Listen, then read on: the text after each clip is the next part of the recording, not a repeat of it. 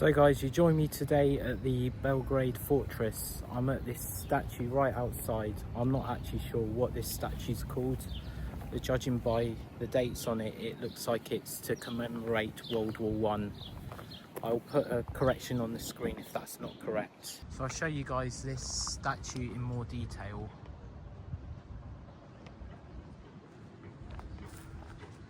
So as you can see here, I don't know if it's picking it up too well, but it says "A la France," and then I think that's Roman numerals for the letters.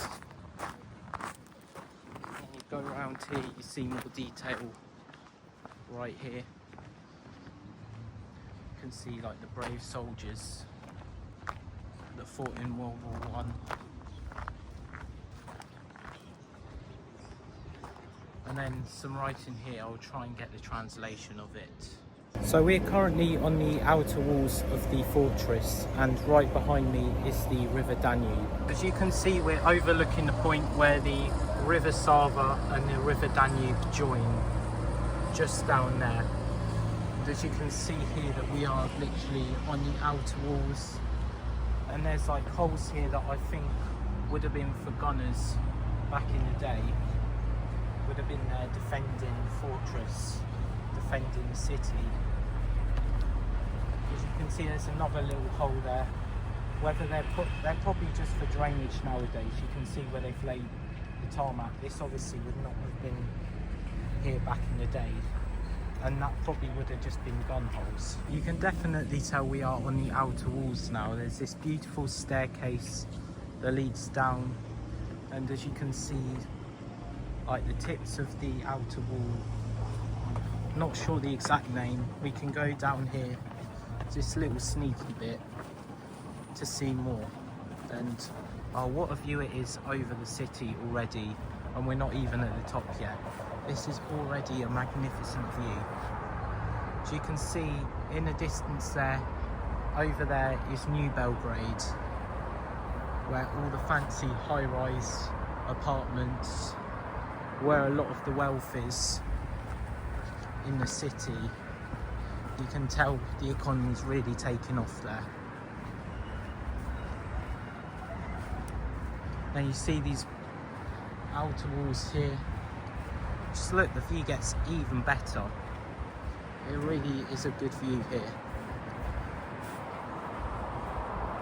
The view just opens up even more. You can see more of the remnants of the wall here, like sloping down this hill, and then a great view onto the River Danube, and then over there's the Saint Sava, and even more views of the wall round here. And we've not even gone inside yet, so you'll see me inside. So we're about to cross the bridge into the old fortress. As you can see behind me, there's like steep drops that health and safety in the UK would be having a field day over. They would be literally like crying over this. Like, why is there no big fence here when there's a big drop there? See the drop here. I'm not getting too close because I'm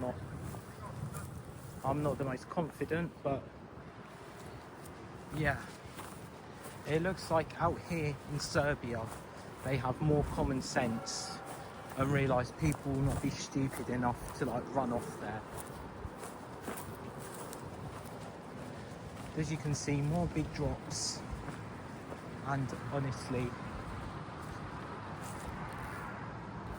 if you're scared of heights, you will not like this. And then another great view over there. As you can see, we've got the entrance right there. So right at the entrance here, you've got what looks like a prison cell.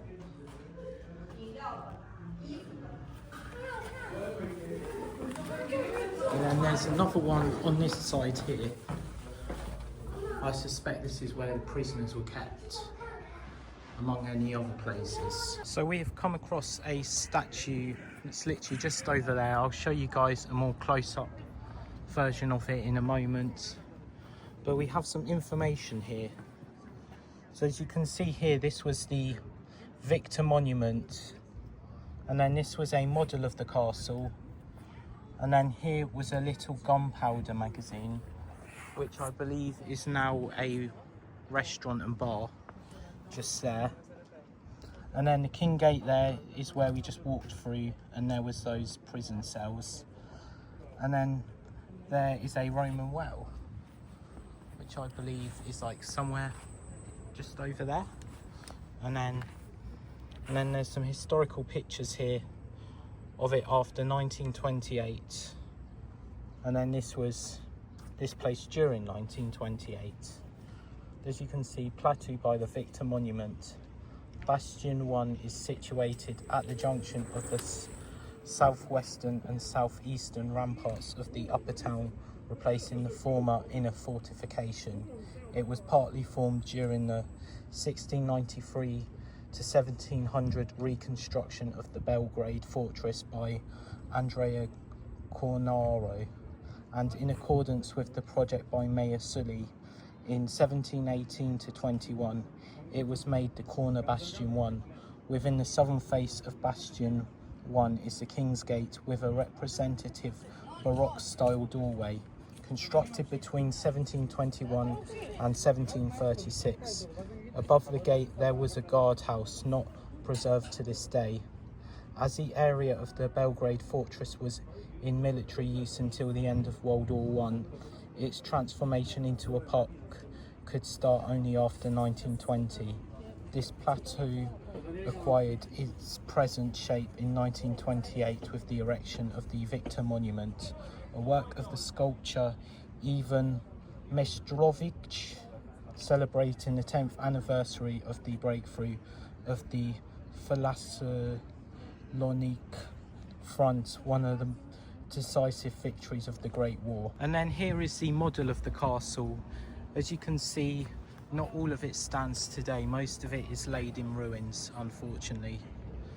But as you can see, this is what it would have looked like back in the day. You can see even more remnants along down there. And then here is the great statue closer up. The views here are magnificent.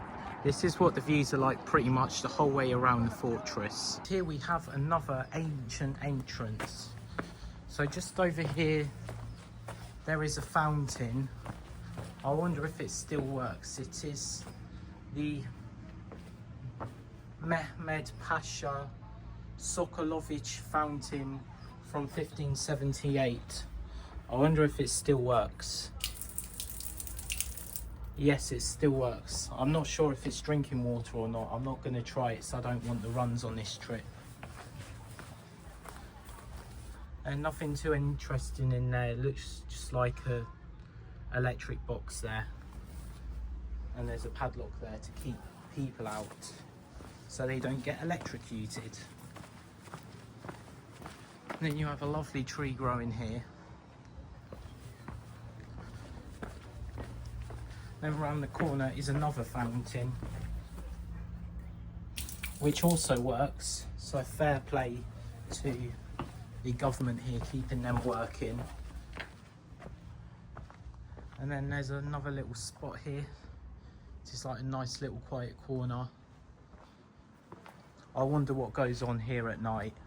I don't really want to think about it. And then around here, this is the other entrance, which, as you can see, this is another way down to the river. And as you can see, there's some ancient steps here, and you can walk along there, but it does not look very safe, so I won't give that a try. Here on the other side of the castle, we have a different view, which is over the old town of Belgrade, as you can see here. And you can tell I've gone to a slightly more out of the way corner where not as many people go. So I've got beautiful flowers around me, and literally these parts are worth checking out as well as the touristy bits, which most people go to. Even in the touristy bits, you can find little hidden gems like this. So I've climbed up a set of stairs up to this beautiful bell tower here. So these are the steps I walked up. As you can see here, they are very ancient. And also, a word of warning up here is be careful of this glass. You can see this one's shattered. And no, it's not from me standing on it. It was like that when I got here, I promise. But down here you can see, not sure if you can see what's down there. I can't really see anything down there either, to be honest. But we got the bell tower right here. And then also on this side we can look down to I think what is actually the main entrance to a cannon there. And then there's a great view of the whole park around here. Here is also the highest point of the Belgrade Fortress from what I can see. It might not have been the highest back in the day, as unfortunately all that mainly stands here is ruins. So this goes out to Dylan Madden. If you know, you know. He did a video where he claimed he was King of Serbia. So we have successfully taken the fortress of Belgrade. All these peons walking around, they're my troops, so they're just securing the area. But let's continue. Let's find where the king is. But I've come to claim that, and I am now King of Serbia. So you're going to have to come and get your crown back, Dylan. As you can see, all over here, these people are my peons. Just joking, by the way. So right in the centre of the Belgrade Fortress, we have this little place here, which I believe was a mini mosque, judging by the symbol of Islam on the top right there. But as I cannot read Serbian or Turkish, I'm not actually sure what it is. So I'm at this little souvenir stand, and they've got a picture of Tito. We all know who that is, Vladimir Putin and Donald Trump. And they've even got Putin mugs. I am so tempted to get one. How cool is that? So I'm approaching another bit here that I nearly completely missed, which I think this looks like this would have actually been the top. As you can see, a big Orthodox cross over there. So we're going to head to that place now. So here is the entrance to the Zindan Gate complex. The Zindan Gate complex was built between 1440 and 1456. On the outer side of the upper town's eastern gate, a new interior fortification was erected, comprising a gate defended by two symmetrical semicircular towers. Both of these had cannon platforms as well as ramparts encircling the defended area. In this way, the defence for the eastern gate at that time, the main gate of Belgrade's upper town, was greatly improved. The complex underwent considerable transformations at the time of the 1717 to 1739 Great Baroque, vertically divided by new mezzanine constructions. Along the arched rampart, a bastion-like earthwork was formed once again with cannon platforms, which resulted in closing the previous existing cannon openings. On that occasion, an elongated, vaulted subterranean room was built, most likely to serve as a gunpowder magazine. Somewhat later, a whole new system of bastion fortifications was constructed, including the northeastern front of the fortress, which resulted in the loss of strategic importance of the Zindan Gate complex. From that time, the towers were used for storage and at some point probably also as dungeons, called Zindan in Turkish, hence its present name. Between the two world wars, the Belgrade municipality made significant efforts to renovate and rearrange the areas of the fortress abandoned by the army, turning them into a part of the city. The Zindan Gate complex was restored to revive its original form. However, the towers were supplied with battlements and the arched rampart with a parapet wall containing cannon openings. At the end of the rampart, a lookout was built as well. So you can see there's archery down here. Welcome to Eagle Nest Archery and Axe Throwing, if you want to give that a try. this is a good place to do it, I would say. And then I think that's someone's house down there by the looks of it. There's a restaurant over there. And we are entering into the Zindan area now. Walking through this archway with a glass roof. I can see footprints, so maybe you can walk up there. I will have a look. And then that's the entrance for the archery right there. And it looks like you can climb up here, so we're going to go climb up there. I will see you guys at the top. So this is the top of the Zindan. As you can see here, it's not quite as tall as well as earlier, so I don't need to reclaim the crown because I claimed it at the highest place. So Dylan, you've got to go to that spot over there where the bell tower is to go and reclaim your crown. You can see round here is one of the entrances, and then you can see the beautiful golden cross right there, and there's a bit more around here which I'll show you. And there's a glass roof I was just talking about. Doesn't look like you're meant to be able to go on it, but it looks like people have anyway, because some people just do, don't they?